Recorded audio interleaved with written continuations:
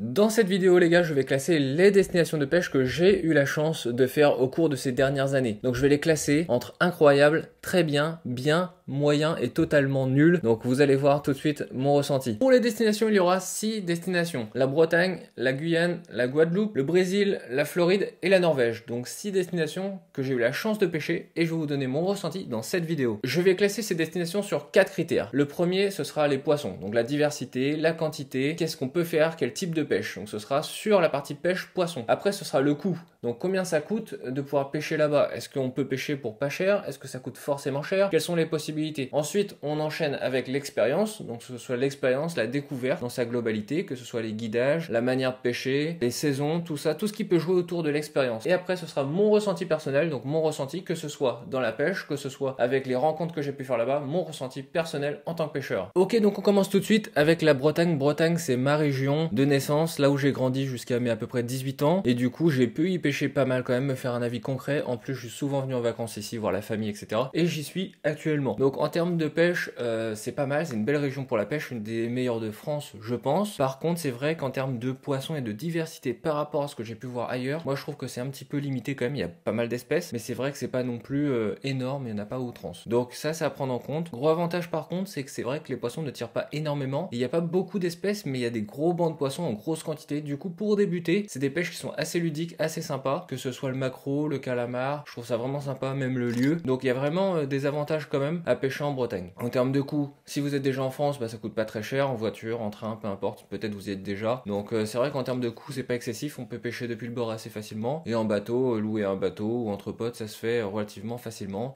Beaucoup de gens ont des bateaux ici, c'est assez commun. En termes d'expérience, c'est très très beau, très sympa, on peut pêcher sur tout le littoral quasiment, donc c'est vraiment accessible. Point un petit peu négatif, mais bon c'est normal, c'est les saisons. Donc c'est vrai qu'il y a des saisons où ça pêche beaucoup mieux, comme l'été par exemple, quand les eaux se réchauffent, que l'hiver, voilà. Après je parle essentiellement de la mer parce que c'est ce que je connais. La pêche en eau douce, je connais un peu moins. Et c'est vrai que l'hiver ici, c'est un peu compliqué, les journées sont un peu courtes, et niveau pêche c'est pas foufou.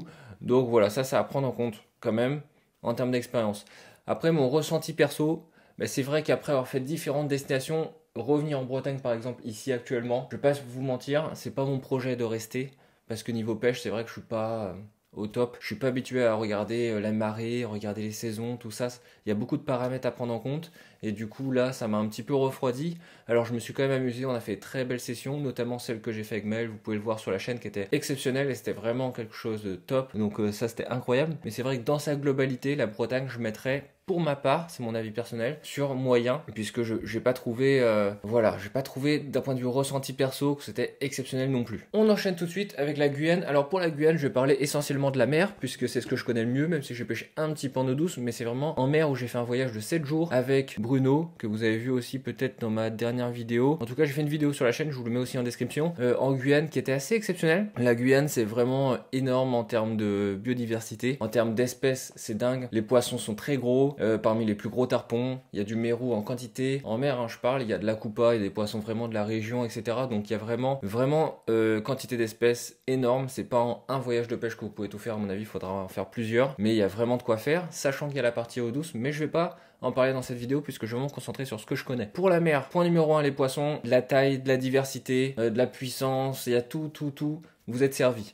En termes de coût, c'est vrai que c'est assez cher, un billet pour la Guyane, même si vous venez, moi je venais de Guadeloupe, je fais Guadeloupe-Guyane, c'était assez cher, si vous faites France-Guyane, c'est cher. En plus, il faudra compter les guidages, parce que c'est quand même compliqué d'y aller avec des amis, etc., sauf si vous connaissez. Depuis le bord, c'est pas évident de pêcher forcément, vous allez faire du poisson, mais c'est pas facile de pouvoir pêcher partout au bord, voilà. Donc c'est quand même à prendre en compte, il y a un coût guidage ou location de bateau qui sera à prendre en compte, logement, c'est vrai que c'est assez cher, ça c'est un point qui est un petit peu négatif, c'est pas un petit voyage à prendre à la légère. Niveau expérience, c'est complètement fou, c'est complètement dingue, il y a de la vie mais à outrance, le sondeur sonne tout le temps, plus de ça il y a toute la partie terrestre où vous pouvez voir beaucoup d'animaux, beaucoup d'espèces, c'est exceptionnel, il fait chaud tout le temps. Petit point négatif quand même, il y a de la saisonnalité, il y a des saisons des pluies, il y a des saisons plus venteuses que d'autres. C'est vrai que pendant mon séjour, moi j'ai eu beaucoup de vent, c'était pas de chance, c'était pas prévu, mais il y a eu beaucoup de vent et ça m'a rendu un peu la pêche beaucoup plus difficile. Donc ça c'est le petit point un petit peu négatif, entre guillemets pour la Guyane, c'est la saisonnalité. Après en termes de ressenti perso, moi j'adore, je kiffe, je me suis fait pas mal d'amis sur place, j'aime beaucoup,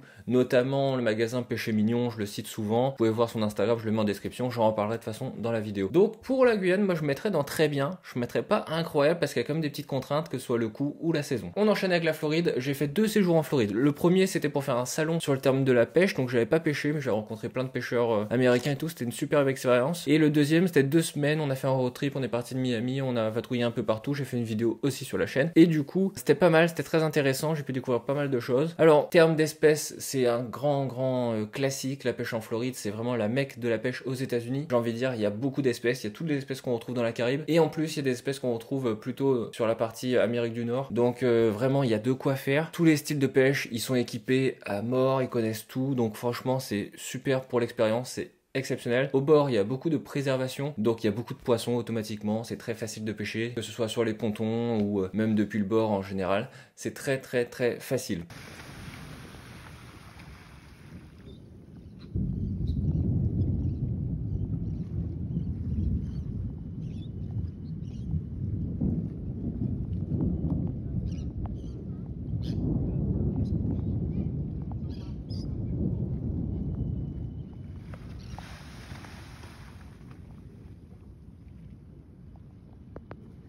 Il y a beaucoup de poissons, il y a beaucoup de très gros poissons, que ce soit requins, tarpons, snook, carang, il y a vraiment de tout, il y a de quoi faire, waouh, au large, il y a de quoi faire. Mais il y a une petite contrainte, et là on y vient, c'est en termes de coût. Le coût, c'est très cher les États-Unis. Alors le billet d'avion, ça peut aller, le logement, ça peut aller, la nourriture, ça peut aller encore. Mais par contre, tout ce qui est à côté, il faut prendre des permis de pêche, que ce soit eau douce, que ce soit mer, ça a un coût. Pour pêcher sur certaines zones, certains étangs, etc., faut payer en plus. Tout ce qui est guidage sont extrêmement chers. Souvent on dit que les magasins sont moins chers, mais c'est pas forcément le cas, ça reste assez cher je trouve. Donc ça c'est vraiment le point entre guillemets négatif, c'est que c'est cher. Et il y a des petites contraintes auxquelles on va pas penser, mais ne serait-ce que garer la voiture à côté du spot de pêche, c'est payant. Donc voilà, il y a plein de choses à prendre en compte comme ça. C'est vrai que la Floride, c'est un petit peu reconnu pour ça. C'est très cher, on a toujours la main au portefeuille. Donc ça, c'est un point qui est vraiment à prendre en compte. En termes d'expérience, moi j'ai bien kiffé. Après, c'est les États-Unis, on s'attend souvent à beaucoup de choses. Ça peut faire un peu un effet douche froide entre guillemets. Et on pense pas à toutes ces contraintes-là, donc on pense aux grandes routes, grosses voitures, etc. Mais c'est vrai que grande ville, mais il y a quand même des petites contraintes qu'il faut prendre en compte. Tout est assez carré, mine de rien, donc ça c'est vraiment extérieur de la pêche, mais il faut le prendre en compte. Et dans la pêche, moi je me suis bien plu, j'ai rencontré pas mal de monde, je me suis fait des contacts encore sur place, j'ai découvert plein de choses. Franchement, niveau pêche, par contre, c'est incroyable. En termes d'expérience, j'ai bien kiffé. Je peux aussi faire autre chose, comme par exemple, moi j'ai fait du tir à l'arme à feu, des trucs qu'on peut pas faire en France, qui sont assez particuliers, assez sympas. Je pense que c'est à faire. Louer une grosse voiture, ça coûte pas cher. Donc voilà, il y a quand même en termes d'expérience, ça reste les États-Unis, ça reste sympa, malgré un peu ce côté rigide qu'on pourrait pas croire au début quand on y va, mais c'est vrai que moi j'ai ressenti ça, en tout cas c'est mon ressenti. Et du coup en termes de ressenti perso, je regrette pas, pour moi ça reste exceptionnel, ça reste un des meilleurs spots. C'est vrai qu'il faut y aller avec un budget un peu conséquent, donc je mettrais dans très bien, je mettrais pas dans incroyable du coup par rapport à ces petites contraintes. On enchaîne avec la Norvège, destination de cœur que j'aime beaucoup en Europe en tout cas. J'y suis allé 2 fois, j'y suis allé pour voir un pote, ça m'a vraiment fait plaisir et je suis retourné 2 semaines pour un road trip en van. Donc ça c'était vraiment kiffant, on a fait tout le nord, etc. C'était génial. En termes d'espèces de poissons, il y en a beaucoup plus qu'en France, mine de rien, parce qu'on va retrouver la morue, notamment le cabillaud. Voilà, le cabillaud, morue, c'est la même chose. Lieu jaune, lieu noir, du maquereau forcément, de la truite qu'on trouve en mer, il y a du saumon. Bon ça, moi j'ai pas fait le saumon, mais il y en a. Il y a pas mal d'espèces, il y a aussi le halibut qui est un poisson plat assez connu qui s'appelle flétan en France. Donc non, il y a de quoi faire en termes d'espèces, c'est pas mal, et en termes de quantité, c'est énorme. Donc il n'y a pas autant d'espèces dans les régions chaudes comme la Floride ou la Guyane par exemple. Il y a beaucoup de quantité. Quand vous touchez un poisson, derrière, vous pouvez en faire une dizaine, vingtaine, sans problème. Ça, c'est assez exceptionnel. Très facile de pêcher. Il n'y a pas de permis. On parle tout de suite du coût. C'est un des pays les plus chers d'Europe. Donc ça, faut le savoir. Donc tout ce qui est à côté, nourriture, logement, voiture, peut coûter cher. Par contre, le reste, ça va. Il n'y a pas de permis pour pêcher. Si on prend un van, par exemple, et qu'on est un peu routes, on va dire, ça se fait bien et ça coûte pas excessivement cher. Si vous partez depuis la France, un billet ça va être peut-être 250-300 euros max, donc franchement ça se fait bien. Donc niveau coût, je trouvais ça bien. On peut pêcher facilement sans guide, donc ça c'est bien. On peut pêcher en eau douce, alors par contre il y a un petit permis à prendre, mais il faut regarder, c'est pas non plus trop cher. Par contre, si vous commencez à prendre des guides, vouloir aller en bateau, etc., c'est un coût vraiment supplémentaire, donc ça faut le prendre en compte, c'est assez cher quand même. Comme destination, forcément c'est un des pays les plus riches d'Europe et du coup les plus chers aussi, par conséquent. Je le classerais moi donc dans très bien. En termes d'expérience, il faut prendre en compte aussi la saisonnalité forcément. En hiver, les journées sont très courtes, en été, elles sont très longues. Il fait pas chaud, même en été, il fait pas chaud. Donc voilà, il y a des points à prendre en compte comme ça. Mais mon ressenti perso et qui fait que je le mets dans très bien, c'est vraiment la nature, c'est très sauvage, il n'y a pas beaucoup d'habitants, mine de rien. 8 millions d'habitants pour un grand pays quand même. Fait que tout est préservé, ils sont beaucoup sur l'écologie, etc. Donc il y a beaucoup de ressources. Les fjords, c'est majestueux, c'est très très beau, il y a des très beaux endroits à visiter. Donc c'est tout ce côté-là que j'ai apprécié. Le norvégien, très très sympa. J'ai eu beaucoup de contacts là-bas et tout, donc ça s'est super bien passé et ça c'est vraiment vraiment sympa. On enchaîne direct avec le Brésil. Donc le Brésil, j'ai eu la chance d'y aller avec Péché Mignon, je vous en parlais plus tôt. Je vous mets son lien Instagram, vous pouvez le contacter si vous êtes intéressé. Pour le Brésil, en termes d'espèces, bon ça... J'ai explosé tous les compteurs, il y en a dans tous les sens. Il faut savoir que moi je suis allé sur le Rio Jari, donc c'est un fleuve, un affluent du fleuve Amazon. Donc c'est un fleuve qui est très très riche de poissons, beaucoup plus que les fleuves apparemment de Guyane. Je veux pas jeter des fleurs au Brésil, mais c'est vrai qu'ils ont plus d'espèces. Ils ont la cachora, donc un poisson qui a des grandes dents devant, poisson vampire ou paillara en Guyane, c'est comme ça qu'ils l'appellent. Donc voilà, il y a d'autres poissons, il y a le peacock bass, donc il y a plus d'espèces en fait sur cette zone-là qu'en Guyane. Par contre, c'est vrai qu'en Guyane, je ne l'ai pas dit, mais il y a l'Aymara et l'Aymara en Guyane et c'est le plus gros du monde. Donc c'est assez exceptionnel d'y aller si vous voulez cibler ce poisson-là. Au Brésil, il y a l'Aymara, il y a la cachora, il y a pas mal de poissons-chats, il y a vraiment de tout, j'ai explosé tous les compteurs, il y a de la taille. Il y a aussi de la quantité, donc il y a vraiment vraiment de quoi faire, donc que ce soit en termes de poissons, en termes de coûts, alors faut voir, mais en passant par Abraham, donc Péché Mignon, j'avais pas payé si cher que ça, donc faut voir avec lui, mais en tout cas par rapport à l'expérience délivrée, je trouvais pas ça si cher que ça, sachant qu'au Brésil, le coût de la vie est relativement peu cher par rapport à la nôtre, et du coup par rapport au guide, etc., ça reste pour moi intéressant par rapport à tout ce qu'il propose. Ce serait la même chose en Europe, ce serait beaucoup beaucoup plus cher. Donc ça reste vachement intéressant pour moi. En termes d'expérience, donc faut être assez solide quand même parce qu'il y a plusieurs jours de pirogue, il y a plusieurs heures de voiture. Faut pouvoir dormir dans un hamac, etc. Donc faut pas être trop difficile entre guillemets, j'ai envie de dire. Mais par contre, l'expérience est dingue. Alors, il y a de la saisonnalité, il y a de la saison à prendre. Faut y aller en période sèche en général. En tout cas, pour faire ce que moi j'ai fait. Peut-être faut y aller dans d'autres périodes pour faire autre chose. Mais il y a ça à prendre en compte, la saison. Et en termes de ressenti, c'est exceptionnel parce que vous avez une expérience de pêche qui est dingue. Mais vous avez aussi une expérience globale, que ce soit la découverte du Brésil, des Brésiliens, que ce soit la découverte de la forêt. Vous allez voir les caïmans. Vous allez voir des singes, vous allez voir des oiseaux dans tous les sens, donc il y a vraiment vraiment de quoi faire. Et à ce niveau-là, c'est exceptionnel. Et je le place directement dans incroyable, c'est le voyage de pêche qui m'a le plus marqué. Et de loin, le Brésil, c'est stupéfiant. En termes de préservation, ils font un travail qui est non négligeable au Brésil, donc ils font quand même quelque chose. Et du coup, ça se ressent. La ressource est quand même là présente. Et il y a encore beaucoup de poissons là-bas. On enchaîne avec la zone dans le monde où je me sens le mieux, le pays où je me sens le mieux, j'ai envie de dire, la Guadeloupe. Donc c'est vraiment pour moi une grande découverte que j'ai découvert à l'âge de 18 ans, que j'ai adoré, que je kiffe. C'est vraiment ma région de cœur. Et du coup la Guadeloupe, en termes d'espèces, c'est énorme, il y a beaucoup d'espèces. Il y a parmi les meilleures espèces à faire à la mouche, il y a beaucoup de bonnes fiches, il y a beaucoup de permites, il y a beaucoup de snook.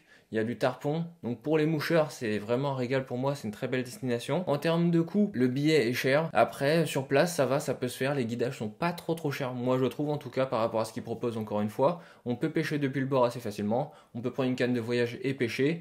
D'ailleurs pour ceux qui veulent pas forcément prendre de guide, ou même qui veulent compléter un peu toutes les infos qu'ils peuvent avoir, j'ai un petit guide sur la pêche en Guadeloupe pour avoir vraiment tous les poissons du bord référencés et comment les pêcher. Je vous mets le guide en description, et sinon vous voulez passer par un guide, je vous donne souvent le contact de Cyril, Butterfly Fishing. Je vous mets son lien aussi Instagram en description. C'est un super guide qui adore son boulot et c'est un ami, donc je le mets souvent en avant. Ça me fait grand plaisir. Et du coup, la Guadeloupe pour moi c'est exceptionnel. En termes de poissons, il y a vraiment de quoi faire. Il y a de la quantité et il y a des très beaux poissons à faire. Il y a moins de quantité, c'est différent que dans les zones froides comme la Norvège ou même la Bretagne. Il y a moins de quantité, je trouve, mais par contre, il y a des très beaux poissons à faire et c'est pas le même écosystème, c'est différent, c'est bien à découvrir. Il y a toute la découverte de la mangrove. Et en Guadeloupe, il y a aussi toute la partie volcanique. Donc si vous voulez pêcher en eau douce dans les rivières, ça peut se faire. Il y a quelques poissons à faire. Il y a vraiment les embouchures. Enfin, c'est un tout qui est génial. Moi, j'ai pêché pendant 10 ans quasiment et j'ai pas encore tout fait.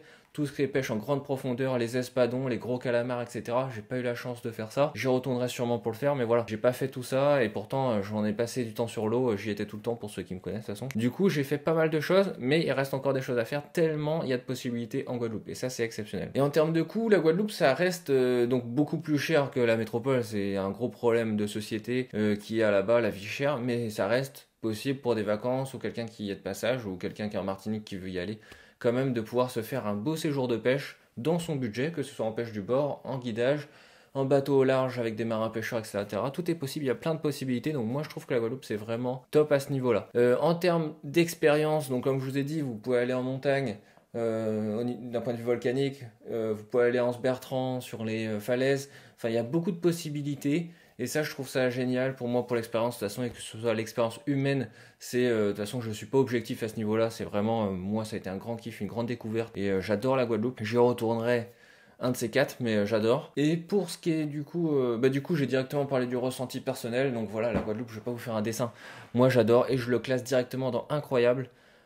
Il y a tout à faire. En termes de préservation, je pense qu'on peut aller beaucoup plus haut, faire beaucoup plus. D'ailleurs, si ça vous intéresse, je ferai une vidéo sur la préservation et la pêche en Guadeloupe, c'est-à-dire la gestion de la ressource et ce que j'en pense avec mon expérience en ayant travaillé dans un magasin de pêche, en étant en contact des pêcheurs locaux, etc. pendant plusieurs années. Donc voilà les amis, j'espère que cette petite vidéo vous a plu. C'est un petit peu différent d'habitude, petit classement pour vous aiguiller si vous voulez vous faire des guidages, des sorties de pêche, des sorties tout seul, en famille, etc. Donc comme ça, vous avez pas mal d'infos. Si vous êtes d'accord, dites-le moi. Si vous n'êtes pas d'accord, dites-le moi aussi en commentaire. J'espère que j'ai pas fait d'aigris ou de personnes qui sont pas d'accord avec mon classement. En tout cas, ça ne concerne que moi. Et j'aime le monde dans sa globalité. J'adore la vie. À très vite les amis. On se retrouve très vite pour de nouvelles aventures.